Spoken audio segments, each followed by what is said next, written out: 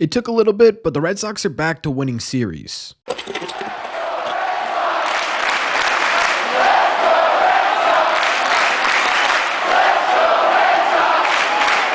What is going on, everybody? Welcome back to Red Seat Radio. My name is Corbin. It was a happy weekend overall for the Boston Red Sox, taking 2 out of 3 games from the Washington Nationals, which officially puts their season record back above 500 at 21-19. Still good for third place in this division, where they basically remained this entire year. Still 5.5 games out of first place, and they are now 3 games out of a wild card spot, directly behind the Kansas City Royals. So not a whole lot of movement in terms of their standings. What I do think this series did, though, was hopefully allow the Red Sox to get back on their feet a little bit and start cooking with some gas. However, I don't know if that's really the case. So what we're going to do in today's video is break this series down a little bit. We're going to talk about the good, talk about the bad, talk about the ugly, and of course, how this series could impact the course of 2024. But before we get into that, do me a favor. Make sure you guys have hit that subscribe button if you haven't already. If you're new here, we talk Red Sox content almost every single day.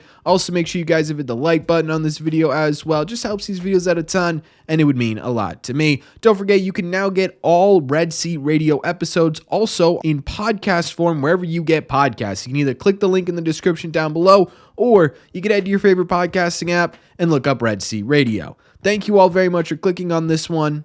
Let's get into it. Okay, so let's start by breaking down the offense in this series. I think overall, looking at it, still not producing the way we really need this offense to produce if they want to win more games than they lose, but we'll get to that in a second. Let's start by talking about the positives in this series first. Garrett Cooper at the plate, definitely a positive. He went 3 for 6 in this one with 2 doubles and an RBI. It was great to see him start to produce the plate a bit for this Red Sox team. For the Sox to get back to the offensive production we expect as fans, guys like him need to step it up, and they need to step it up now. Hopefully, this is the kind of series that allows him to do that. He was really sort of getting on top of the baseball. His timing looked great. Hopefully, this is the start of getting the ball rolling down the hill in terms of Garrett Cooper getting back closer towards league average production. Wilyer Abreu didn't have the greatest series overall, but he did have some big moments. A double and a home run in this one. He has been damaging baseballs lately. He's hitting the ball super hard right now, and he probably should have had 2 home runs in this second game of this series if it weren't for the weather in Boston this time of year. I know we talked about it earlier in the season about him possibly ramping up pretty much like Tristan Casas did last year. I think that's exactly what we've been seeing. I think he was just a slow starter. Now the question is whether or not he can sustain it, because if he can sustain this type of production, I think it's genuinely time to start talking about a top 3 caliber rookie of the year finisher, maybe even competing for that number 1 spot. That's how good Wilyer Abreu has been lately. Rafael Devers didn't have the best series on planet Earth in this one, but he did have a big hit, which he has been unable to do in the last 2 series, and that's super important in my opinion. Get that confidence back a little bit. I think a lot of people blamed Rafi for the offensive struggles this year, despite every single one of his clutch statistics being well above average, which I think people just want to ignore when compared to the rest of the league.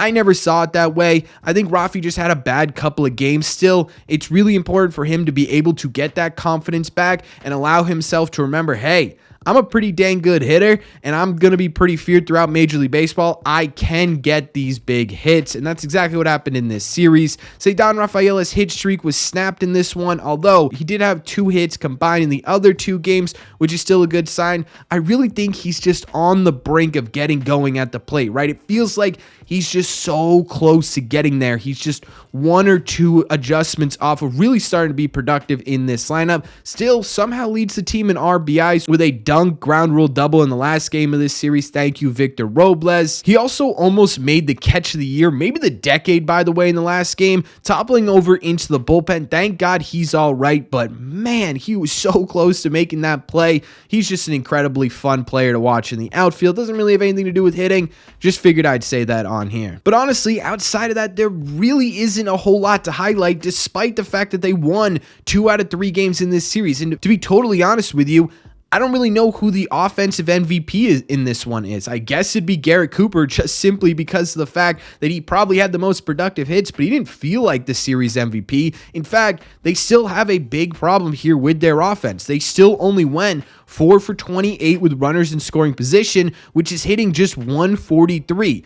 Did the offense put up enough runs in this series to win these baseball games? Yes, right? They were able to do that, but did it feel like the offense alone should have won this series based on how they produced?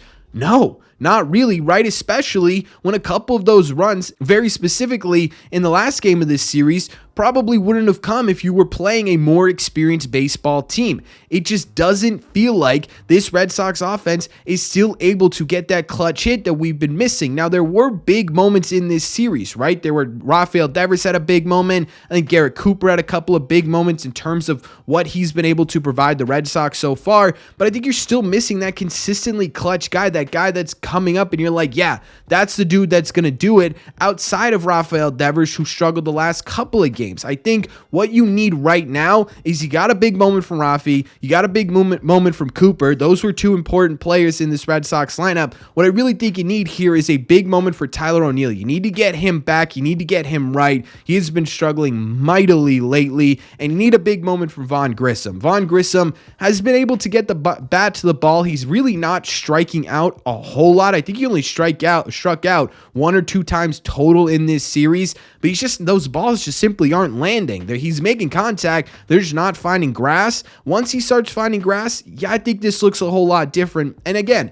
it is always tough to complain about a series where you ended up winning, but I'm just not comfortable with this offense right now. I think they really need to start playing together as one unit, and you saw it in glimpses in this series, but you didn't see them fully put it together, and I'm hoping that the fact that they were able to pick themselves up off the ground a little bit, give themselves a bit of a breather in terms of this sort of downswing that we've been seeing over the past couple of series is enough to sort of start to get the ball rolling on that again, right? Where they start to put it together, where they start to play it again together instead of just glimpses, which ended up being enough because you've got one of the best rotations in baseball that we're going to get to a second. They start to really rely on their offense to also put these games away early. And I'm hoping this series was the first signs of that. But again, I'm still worried about this offense for sure.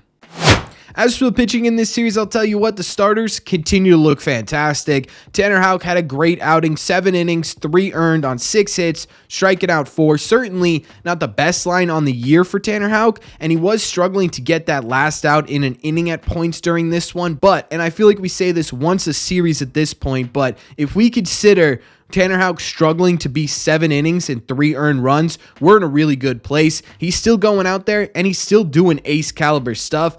I'm really not worried about Tanner Houck. Cooper Criswell, another guy I'm really not worried about. He continues to make a really big case to be a starter for the rest of the year at the big league level. He went 5 innings, allowing 2 earned runs on 3 hits, striking out a career high 9 batters and walking just 1. And that was against a team in the Washington Nationals who were top 5 in Major League Baseball for the least amount of strikeouts. This was a team who doesn't strike out a lot. Cooper Criswell really diced him up. The only way they were able to score runs was on 2 solo home runs. That is absolutely exactly what you want from your 5th starter. Keep the Red Sox in the game, give the Red Sox innings. Cooper Criswell's doing that right now at a pretty elite level. And finally, we saw the return of Brayan Bello, who was activated from the IL. If you want to check out that video, click the top right corner as I'm speaking here. But in terms of his performance in this series, it definitely wasn't his strongest of the year. 5 innings, 2 earned on 4 hits, struck out just 1 batter, and walked 2.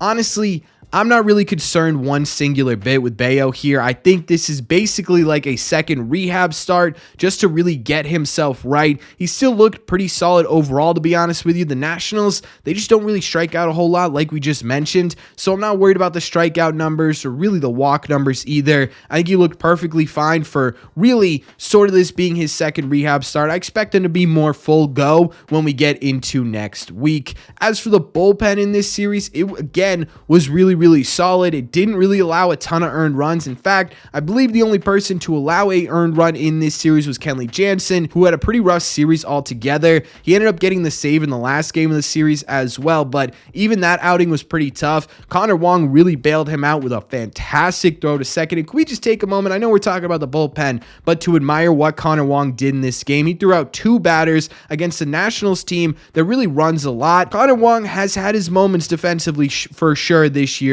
as has basically everyone on the Boston Red Sox, but he had a really great game behind the dish yesterday. And speaking of really great games, Rafael Devers is looking a lot better defensively. He's made some plays lately that have been like, wow, Rafi, way to go. They've been like stellar plays defensively. He's also gone a pretty long time without an error. I think it's over 2 weeks at this point for Rafi. That's really, really great. I don't want to jinx anything, and I know this is the bullpen segment, but I just need to include those two things there. Outside of that, yeah, the rest of the bullpen was lights out, which they continue to really be over the past couple of weeks, months, season so far this year. Honestly, the bullpen's really coming together. Even guys that are supposed to be sort of role-playing spot fillers like Cam Boozer and to some degree Zach Kelly have really sort of ironed out a role within themselves and within the bullpen so far this year. There's not really a spot that I'm looking at this bullpen and going, man, we could probably get a real big upgrade in that area, right? Even Chris Martin, who has been struggling this year, who we had concerns about, looked a lot better in this series. I'm really happy with where the bullpen is at currently. Overall, looking at this series as a whole, I'll just say a win is a win, right? In my opinion, looking at all of this, to be totally honest with you, it really just sort of felt like the Nationals beat themselves as opposed to the Red Sox beating the Nationals. I think most of that comes from the offense side of things. The pitching continues to do their job and do their job really, really well, especially in the last game of this series. It just sort of felt like the Nationals handed you the game as opposed to the Red Sox going out there and taking it. And that's a big concern to me for sure. But you take a look over the course of 162 games, and that's going to happen from time to time, right? That's going to happen where the Red Sox are the ones who hand this series over. Trust me, we've had that happen a whole lot so far this year already. So obviously, anytime a team is going to basically hand you wins and hand you series wins, you're going to take that 10 times out of 10. In terms of its impact on the 2024 season, I don't know if it'll have a whole lot, especially because, again, the Red Sox didn't go out there and take it.